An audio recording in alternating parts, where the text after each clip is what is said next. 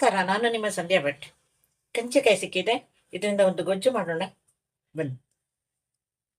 ನಾವು ಕೆತ್ಕೋತಾ ಹೋಗೋಣ. ಈ ರೀತಿಯಾಗಿ ತಕ್ಕೋಬೇಕು. ಸಿಪ್ಪೆ ಸುಲ್ಕೋಬಾರ್ದು. ಈ ರೀತಿ ಇಡೀ ಸಿಪ್ಪಿದ್ರನ್ನ ಸಿಪ್ಪೆಯನ್ನ ತಕ್ಕೊಳ್ಳೋಣ.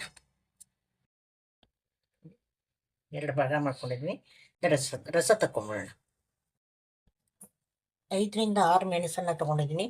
ಇದನ್ನ ಹುರ್ಕೊಳ್ಳೋಣ. ಒಂದು ಕಡ್ಡಿಗೆ ಚುಚ್ಕೊಂಡು ಬೇಕಾದ್ರೆ ಸುಟ್ಕೊಳ್ಬಹುದು. ಇದನ್ನು ನಾನು ಹೀಗೆ ಒಲೆ ಮೇಲೆ ಇದನ್ನ ಹುರ್ಕೊಳ್ತೀನಿ.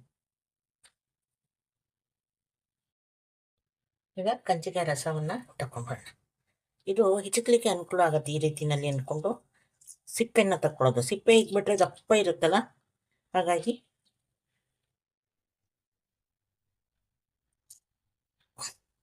ಕಷ್ಟ ಆಗತ್ತೆ.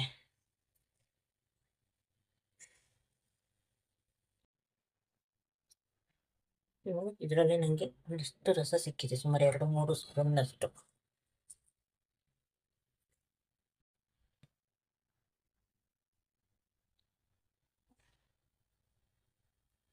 ಹಾಗೆ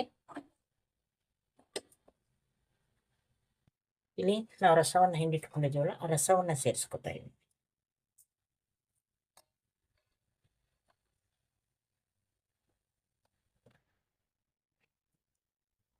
ಒಂದು ಸ್ವಲ್ಪ ಬೆಲ್ಲ,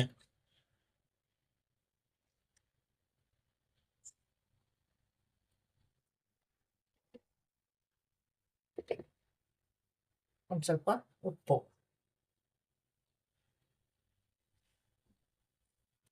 ಪರಿಮಳಕ್ಕೆ ಇಂಗು, ಹಾಗೆ ಹುರ್ಕೊಂಡಂತಹ ಮೆಣಸು. ಇದಿಷ್ಟನ್ನು ರುಬ್ಕೊಂಬೇಡ. ಆಗಿದೆ. ಕಂಚಿಕಾಯಿ ರಸದಲ್ಲೇ ರುಬ್ಬಿದ್ದೀವಿ ಇದನ್ನ. ಸೊ ಇದನ್ನು ಪಾತ್ರೆಗೆ ತಗೊಳ್ತೀನಿ.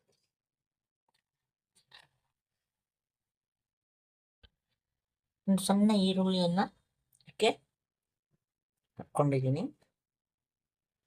ಇದಕ್ಕೊಂದು ಕೊಬ್ಬರೆಣ್ಣೆ, ಸಾಸಿವೆ, ಜೀರಿಗೆ, ಒಣಮೆಣಸು ಹಾಕಿ ಒಂದು ಒಗ್ಗರಣೆಯನ್ನ, ಸಾಸಿವೆ, ಸ್ವಲ್ಪ ಇಂಗು, ಜೀರಿಗೆ, ಒಲೆಯನ್ನು ಆರಿಸ್ಬಿಟ್ಟು ಕರಿಬೇವಿನ ಸೊಪ್ಪು, ಒಣಮೆಣಸು, ಚೂರು ಇಂಗು, ಆಗಲೇ ಒಂಚೂರು ಹಾಕಿದ್ದೀವಿ ಅಂದಾಜು. ಈಗ ಇದನ್ನ ಈ ಈರುಳ್ಳಿಯ ಮೇಲೆ ಹಾಕ್ಕೋಬೇಕು ಗೊಜ್ಜಿಗೆ.